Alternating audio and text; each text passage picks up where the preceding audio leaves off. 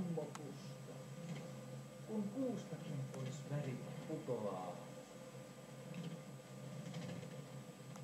Ja Nyyti sanoi, helppoa ei tule olemaan. Tuo mörkö on niin kamala, etten luukaan.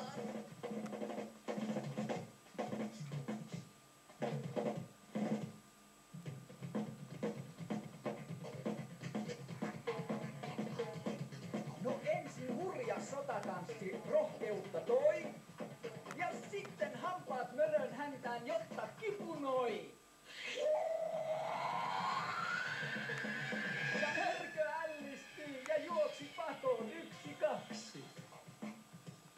Siis tuittu kyynelien läpi näki Nyytin voittaja.